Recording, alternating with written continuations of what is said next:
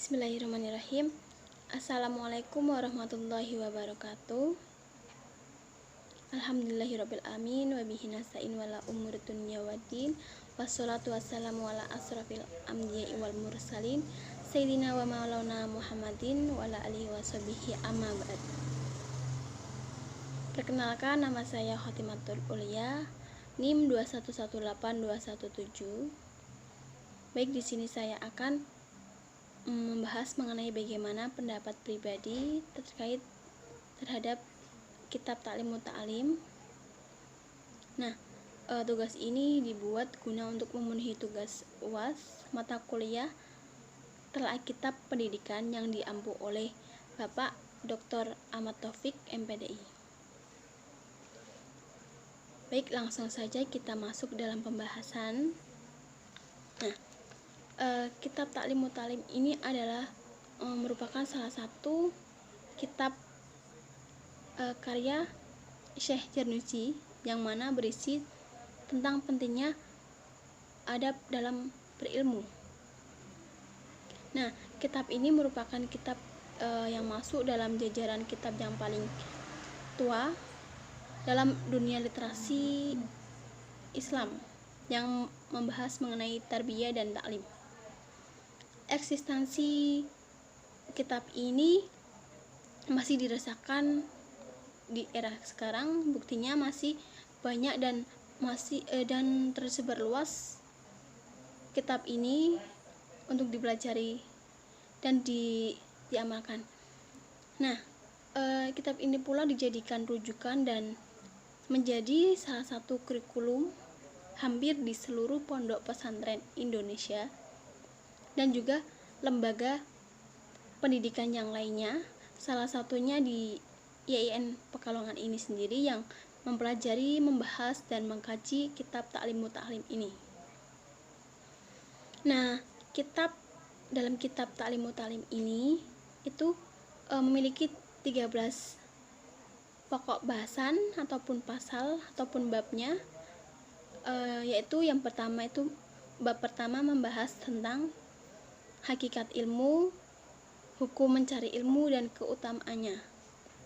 Jadi bab 1 ini membahas mengenai hukum dari ilmu itu sendiri dan juga hakikat dari ilmu itu sendiri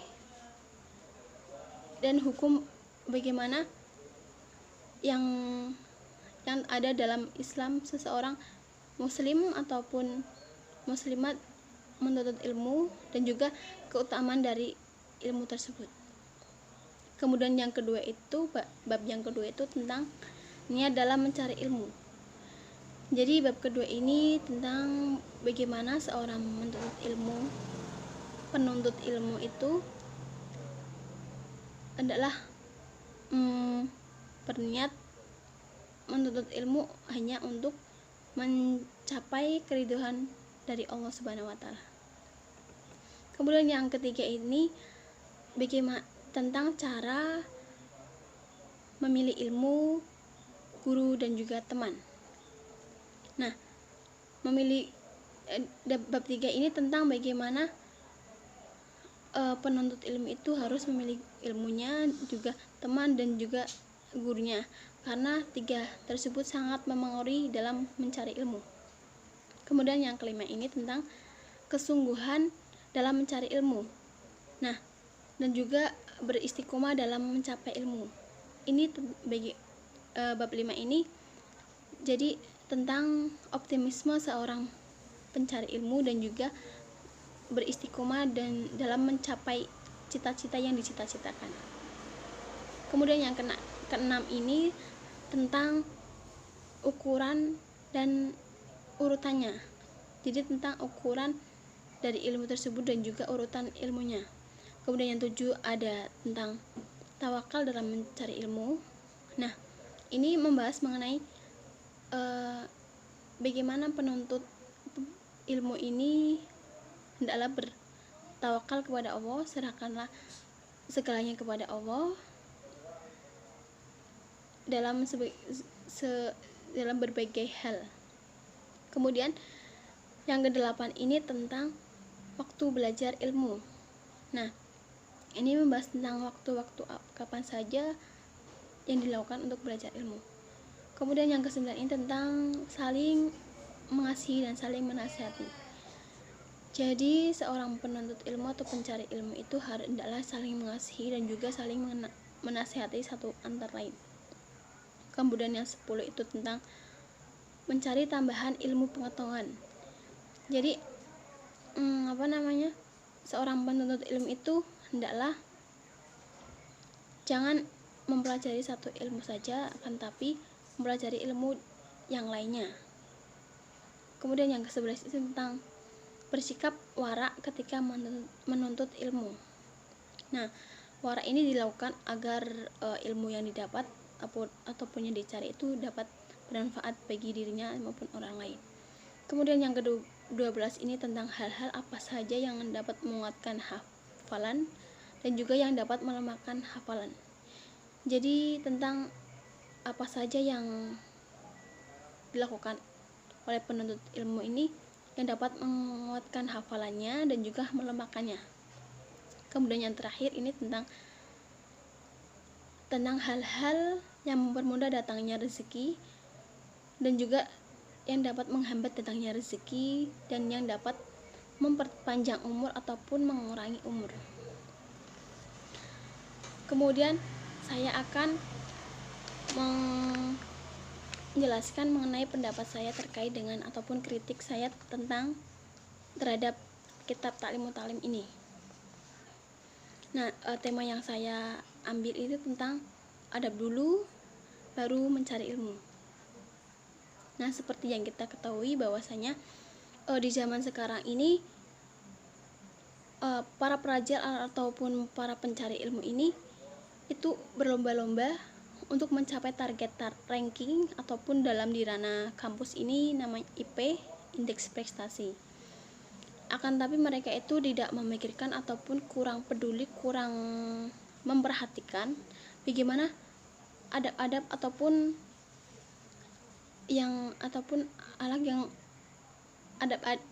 adab yang dapat dilakukan untuk menuntut ilmu.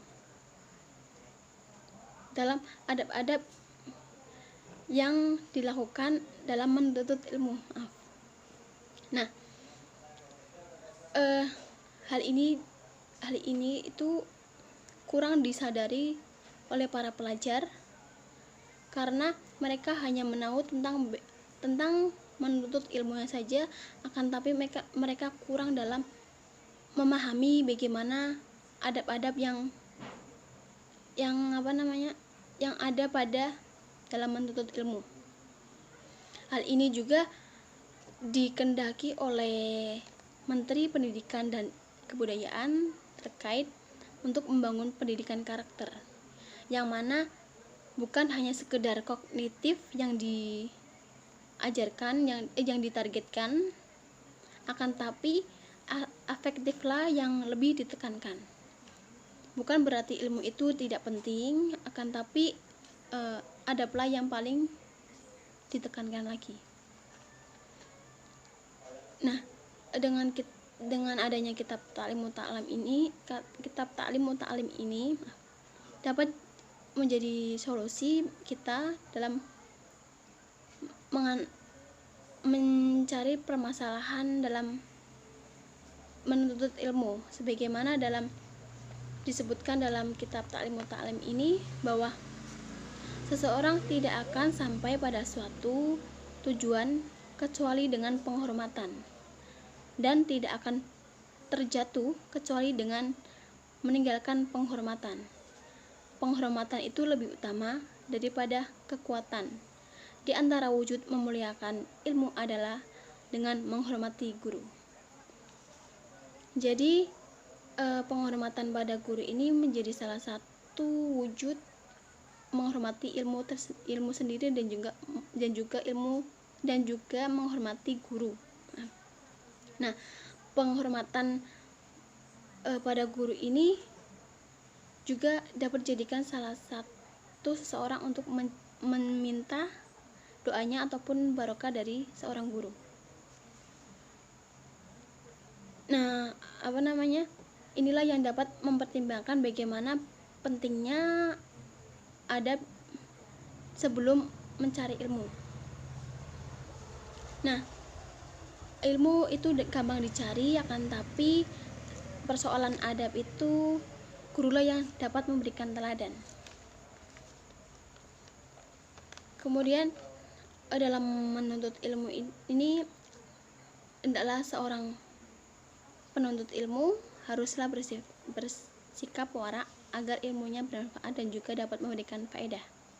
Warak yang dapat dilakukan antara lain seperti makan tidak terlalu kenyang, kemudian tidak banyak tidur, dan juga dapat menghindari membicarakan sesuatu yang tidak bermanfaat. Terlebih lagi kita ini masih di tengah pandemi, di mana yang diharuskan untuk mengisolasi mandiri.